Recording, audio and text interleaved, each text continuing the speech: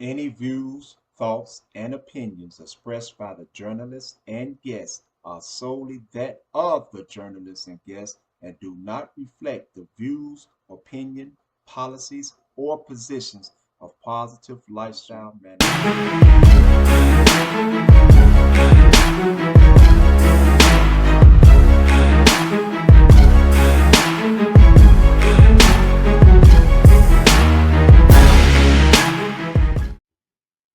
Greetings, brothers and sisters, men and women all around the world. Welcome to another episode of the Blueprint Reveal. I'm your brother Fiji, and tonight I'm flying solo due to the fact that our brother Blaylen and his sisters Cole and a little bit they have other prior engagements that they were, were obligated to engage in. So tonight I'm flying solo. And love to you means I am willing to accept responsibility for you and I'm willing to share responsibility with you. And that's what I'm doing right now to show my love and respect and support for our brothers and sisters who are unable to be here tonight. I am going to take on that responsibility and we're going to get down to business. Tonight, we're going to be dealing with poverty, a frame of reference, which will fall on page 19. Over the last week, Blaylen and myself, we passed out over maybe 300 blueprints.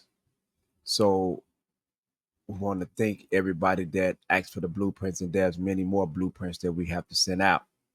So thank you all for requesting a copy of the blueprint. So now that you all have a copy of the blueprint, so now you all can start following us on the Blueprint Reveal, and as we go on through the entire blueprint. We want to thank the audience for all your support, all your participation, and everything that you do to help PLM and the podcasts that we have be successful. Thank you. As we all know that we have launched a new podcast, a new called excuse me, Legal Minds Podcast, which deals with all things legal. We did our introduction last night. In the next episode, we're going to be dealing with the state of Arkansas. We have a very, very, very deep and important topic to deal with the criminal justice system in the state of Arkansas. So stay tuned for that. It's going to be very interesting. It's going to be very mind-boggling, but it's also going to give us room to do better, to see what we have to do as a people. So now, let's get down to business.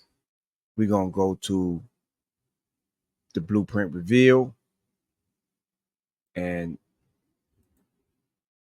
we're going to start on poverty, a new frame of reference. So before we can begin even dealing with the topic, we got to look up these definitions. What is poverty? We're going to start by saying that poverty is a complex and multidimensional phenomenon that affects millions of peoples around the world. Poverty can be defined as the state or condition of lacking the financial resources and essentials for a minimum standard of living.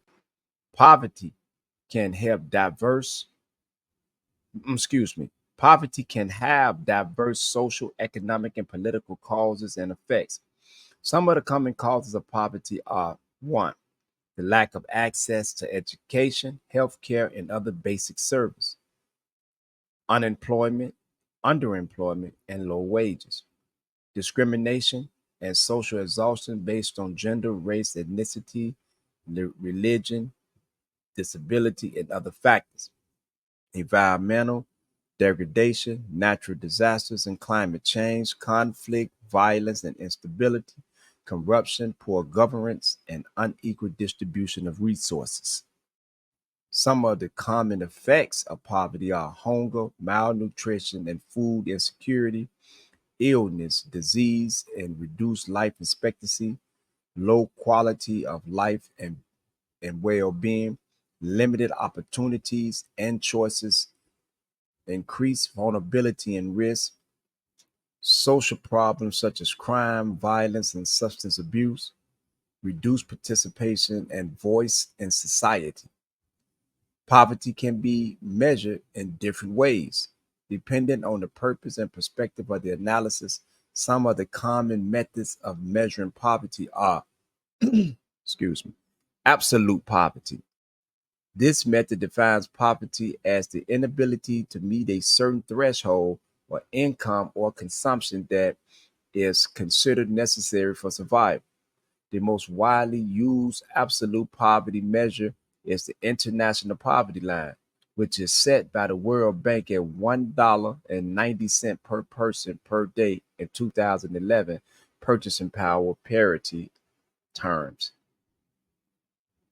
Two, relative poverty. This method defines poverty as the lack of resources or income compared to the average or medium level in a given society. Relative poverty is often expressed as a percentage of the population that falls below a certain fraction of the median income, such as 50% or 60%.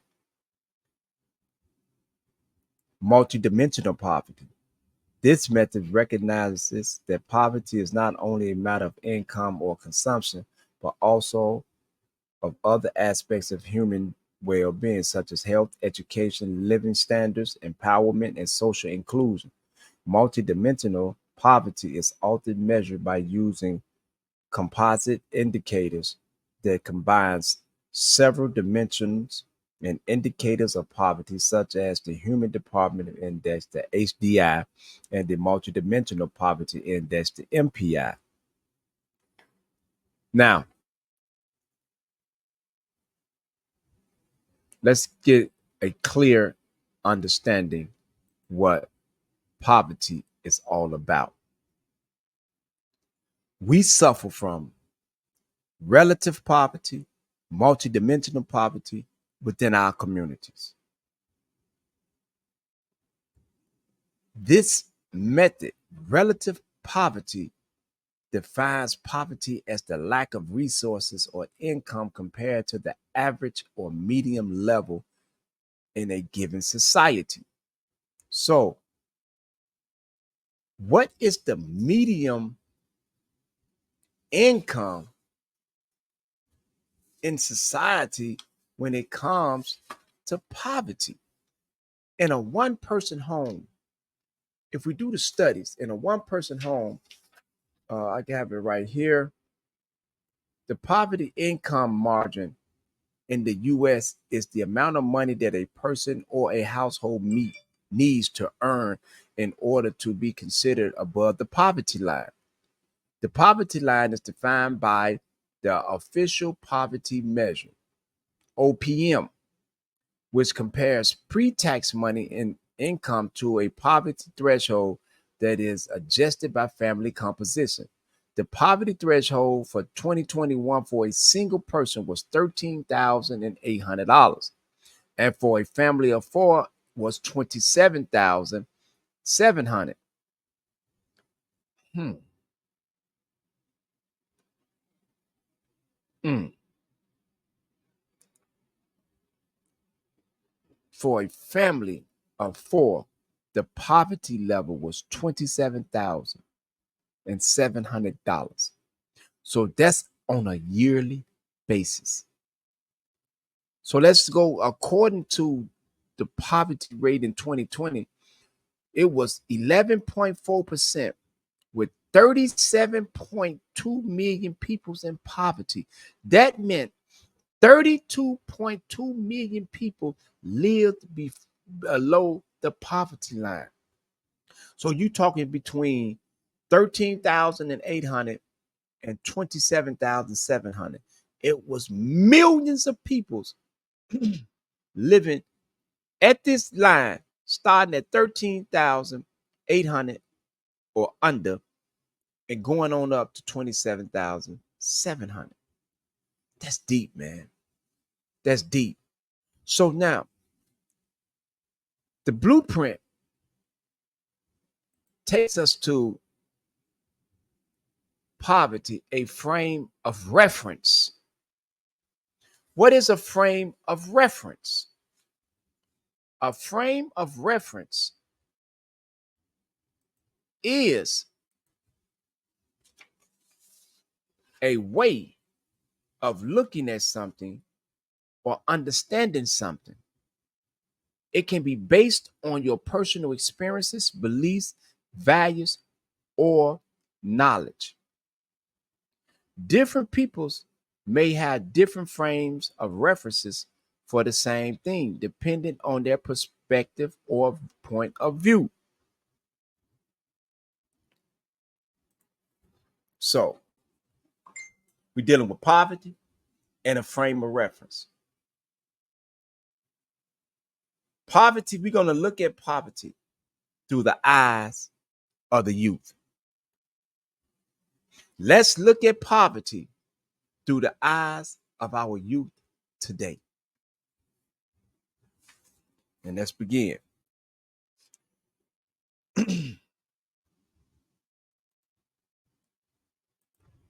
When the promises of government have proven shallow and political leaders are viewed as perpetrators of fraud and deceit, many people feel that their only recourse is to go their own way, especially our youth. They no longer trust the system for answers to their discontent and lack of prosperity. They have begun to take matters into their own hands and acting upon impulse. Mm, mm. Acting upon impulse. So that means that's not a lot of thinking being going on. This is their frame of reference. So they looking at it through their eyes, but in an impulsive way. That's how they looking at politicians. That's how they looking at the community. That's how they viewing all of this here. Back to the study. They are breaking away from the dictates of traditional society. Blatant disrespect for the law becomes pronounced because, in the eyes of many youth who daily witness the degrading conditions of social economical induced poverty. So we have to understand what social economical induced poverty is.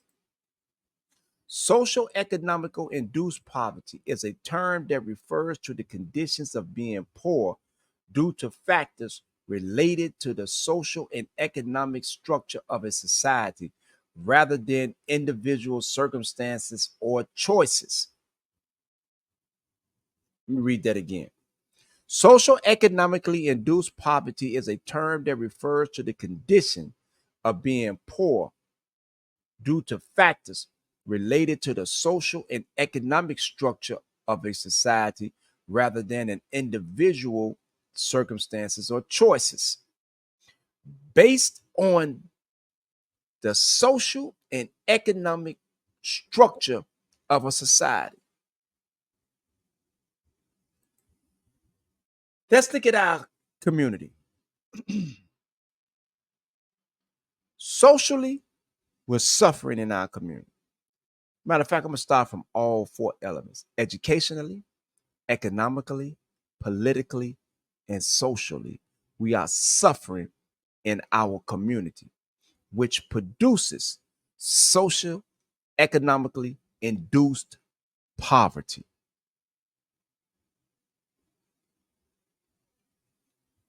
Back to the study. It implies that poverty is not only a lack of material resources, but also a lack of opportunities, capabilities, and freedom to participate in society and fulfills one's potential. When we don't understand what poverty is or the frame of reference of poverty, nor do we understand the importance of education, economics, political, or social development, we don't control none of these things in our community. All we receive in our community are grants, handouts, uh, uh, uh, uh, charity, welfare. That's what we're receiving. And when we are receiving these things within our community, that means that we are not in control of our own education, our own economics, our own political, our own social development. We don't control our politics. We don't control our social development. We don't control our economics. We don't control our education. We don't control anything. So basically, what that does, that places us in social, economically induced poverty. And we're going to break it down further as we go along in this study. Some of the factors that contribute to social economically induced poverty are inequality, the unequal distribution of income, wealth, power, and opportunities amongst different groups of peoples can create and perpetuate poverty.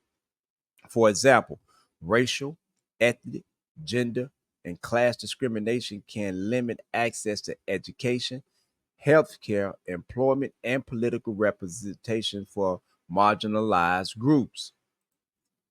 All right, let's think about this here.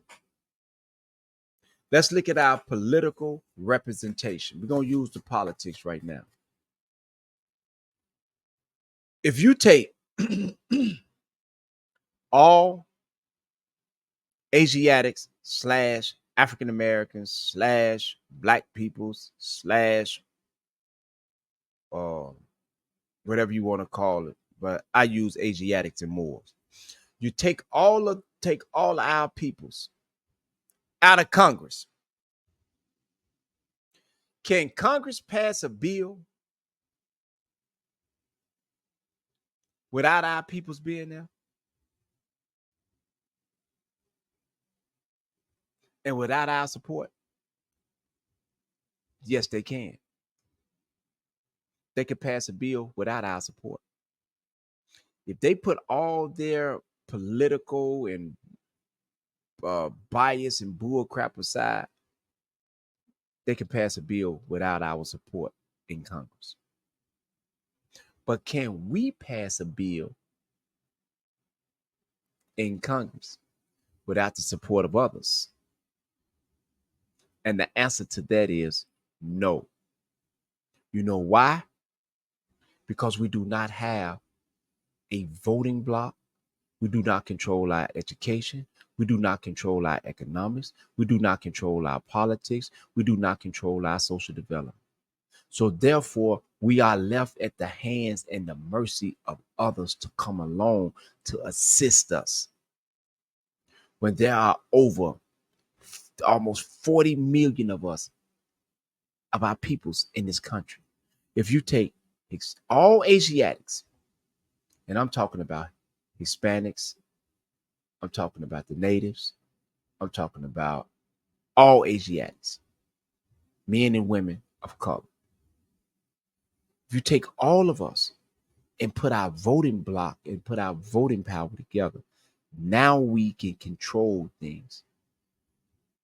But we are so caught up on what one has and what the other don't have that we can't even come together as a voting block or as a collective, as a unit to utilize our strength. This is what keeps us in social economically induced poverty. Our lack of unity.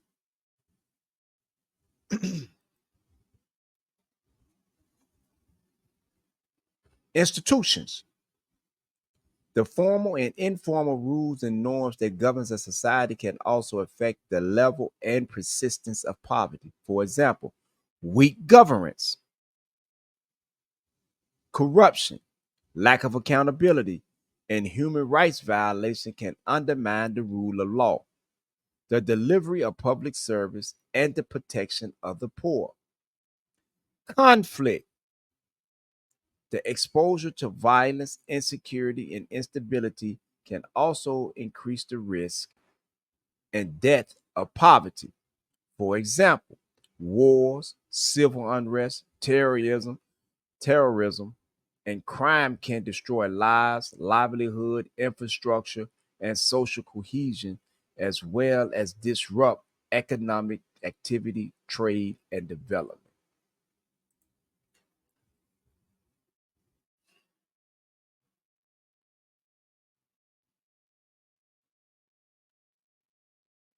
Everything that I just read, look at our communities. Take a deep look within yourselves and the community, and you're going to see everything that I just read is within our community. It's within us. It's affecting us. It's affecting our health. It's affecting our wealth. It's affecting our income. It's affecting our education. It's affecting our economics. It's affecting our politics. It's affecting our social development. Poverty is destroying us because we are so busy just trying to keep a chicken on the table and a box of rice in the pot that we can't focus on nothing else. Nothing else.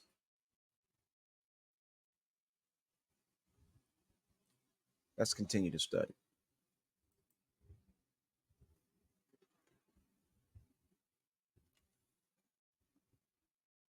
Nor can they equate living according to the law as necessary to fulfilling the American dream.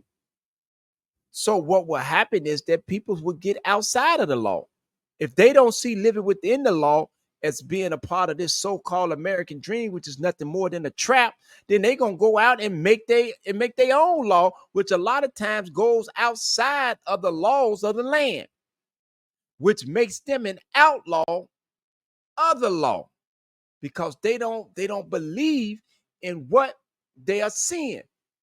They see politicians lying. They see weak governments by those who are supposed to represent them. They see that they using the same books in school that their parents was using. They looking at the economics. They seeing everybody receiving EBT cards in the community.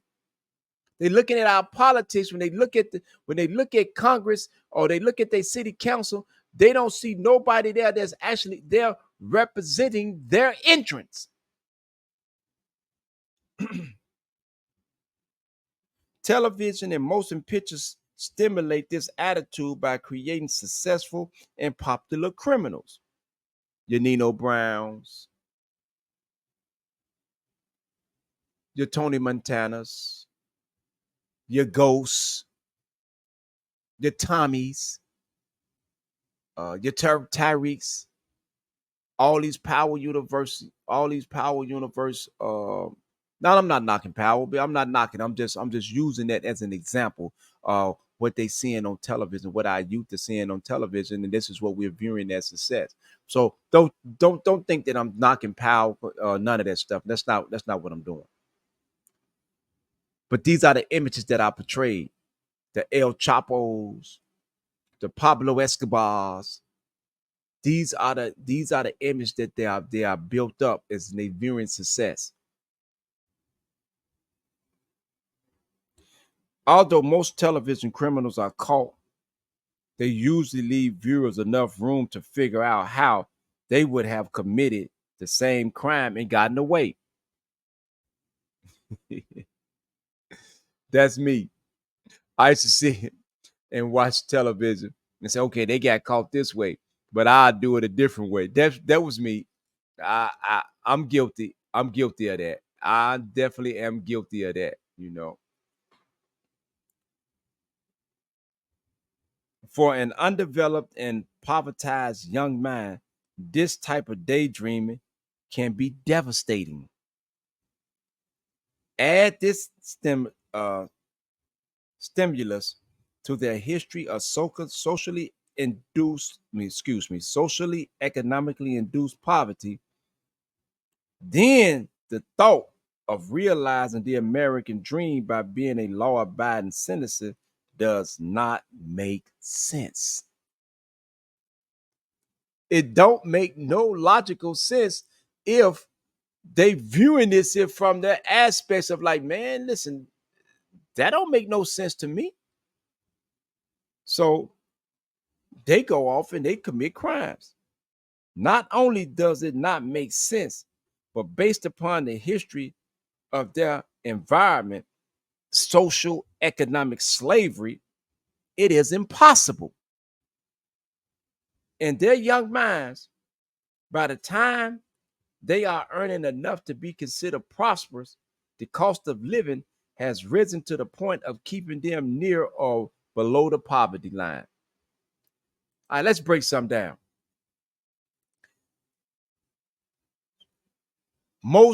A lot of jobs today are paying 18, 19, $20 an hour. 18, 19, $20 an hour was a lot of money back in 1989, 1990, based on the inflation and the cost of living. That was a lot of money. But if you're making 18 to $20 today, that's the equivalent of you basically working for minimum wages back then. That's the equivalent of working for $8, $9 back then. That's the same equivalent because the cost of living has risen. And so as the cost of living has risen, bread is going up, gas is going up, milk is going up, food is going up. So they raise your pay, but you still at poverty level. It's like $1 million a day is not the same $1 million from 1925. Same way, $20 today is not the same $20 from back 1990. It's not the same because of inflation and taxes. So when people are making this money, the cost of living is going up all the time. So you basically staying exactly where you at, right on the poverty line or below the poverty line. Mm. Logically, in order for them to live prosperously, they have to get rich faster than the prices are rising, and that's pretty damn fast. True. Look at gas today. Look at the cost of bread today. If you go in the store, look at a gallon of milk. Look at a dozen of eggs. How much it costs. In this view, crime beams an attractive option in the impulsive minds of our youth. Many of them feel that all they need is one big sting and they would make it from there. It is to this negative frame of reference that many of our youth are attractive. A person frame of reference is not only based upon the ideal and belief that sustains him, but also upon his particular social status. So based upon your social status, it's going to determine your frame of reference. So if you're living in a stress-free, wholesome environment, you're economically sound, you're educationally sound, you're politically sound, you're socially sound, your spirituality is good. That's going to be your frame of reference. Your frame of reference is going to be based on that. But if you are educationally enslaved, economically enslaved, politically enslaved, socially enslaved, spiritually enslaved, that's where your frame of reference is going to be at. That's how you're going to view life, through that particular frame of reference. I cannot, if I am a socially, economically induced, povertized human being, youth, I cannot, my frame of reference is not going to be like a Donald Trump or Bill Gates. That is not going to be my frame of reference.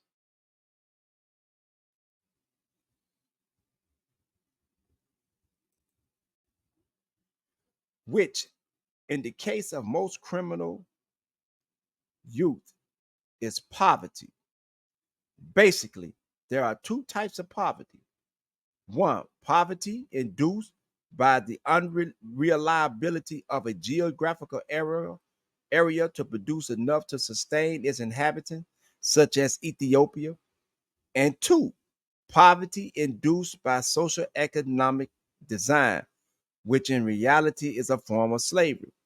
For instance, if you were raised, if you were raised, oh, excuse me, for instance, if you were to raise a baby in a room and place everything into that room that baby needed for his survival, that room would be the baby's entire world.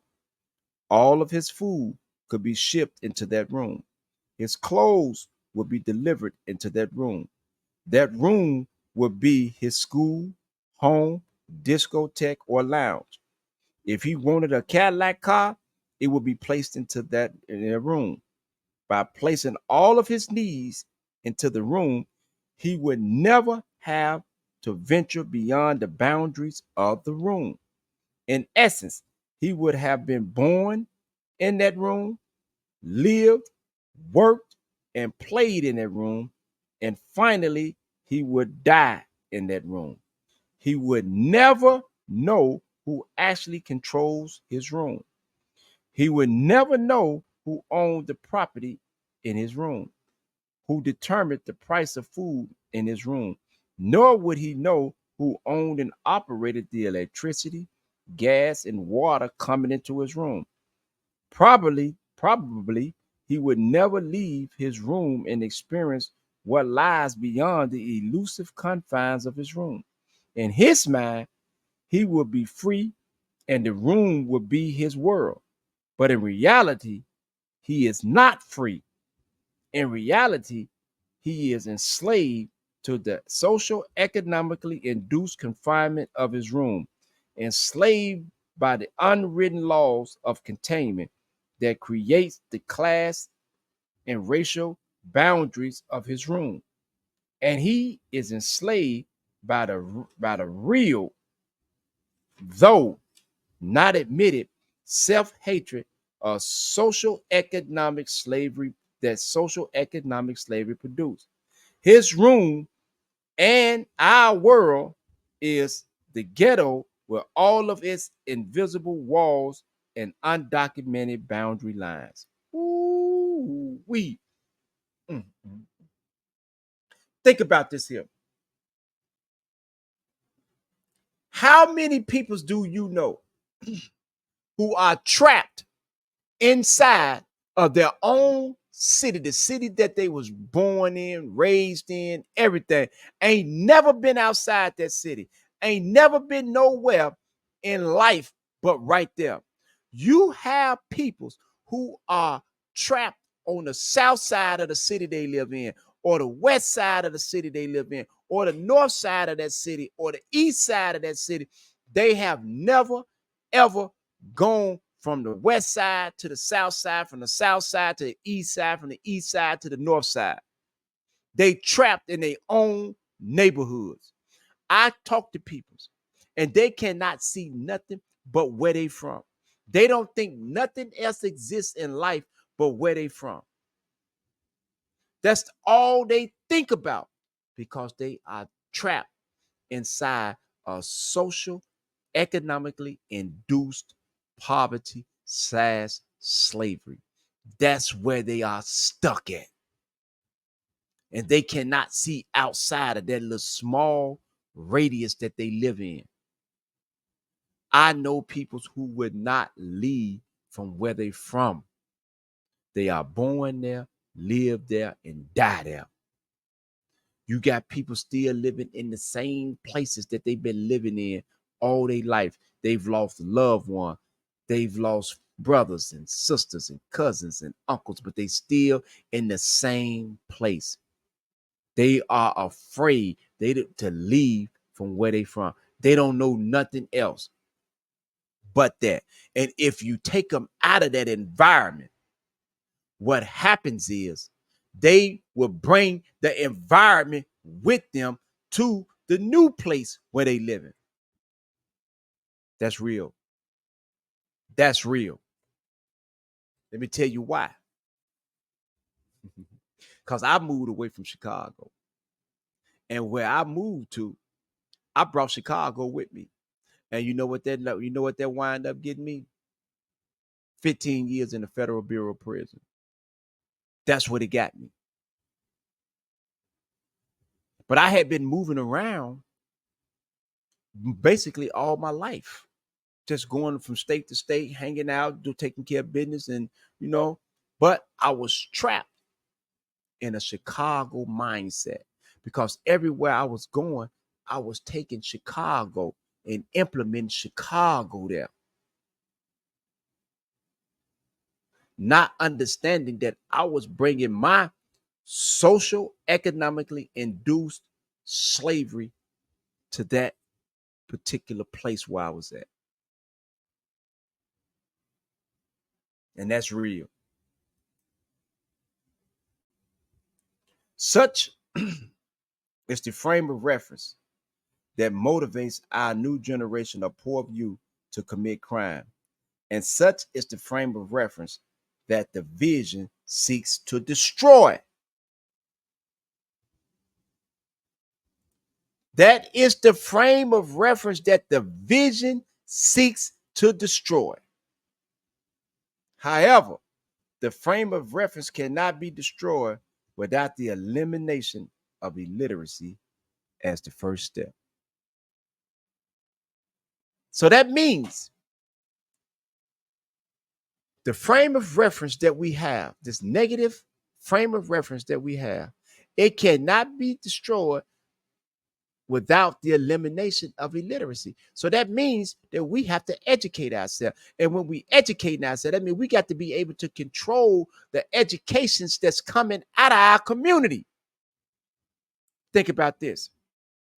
Florida and other states are eliminating any history that deals with Asiatics in the school system. They don't want to have nothing to deal with Black history, Hispanic history, Native history, or none of that. They are eliminating it from the school. They've eliminated prayers from the school. They've eliminated everything from the school if it ain't got nothing to do with brain damaging you. I'm not going to say brainwashing because we need our brains to be washed. It's so dirty. They don't want to have what they doing. They dirtying our brains up. That's what they are doing. They dirtying our brain up with this watered down history so that you don't know who you are. So if you don't know who you are, you don't know where you come from. Therefore, you don't know where you at. And if you don't know where you at, you don't know where you're going. So that means you're going to be stuck on a hamster wheel. We will be stuck in socially, economically induced poverty. This frame, this frame of reference of we don't want to have nothing to do with the system. That's where we're going to be stuck at. And we're going to continue to get the same results that we've been getting. Brothers and sisters, I want to thank you all for all your support. Thank you. Thank you for tuning in. And hopefully next week, our brothers and sisters will be back on the air. Hopefully. If not, your brother will still be here holding down the fort. That's what we're going to do. The show must go on. And we're going to keep this train moving. What's our motto? Nobody will be waiting on anybody, but everybody will be somebody. What do love to you mean? It means I am willing to accept responsibility for you, and I'm willing to share responsibility with you. And on that note, I want to thank you, thank you, thank you. Peace.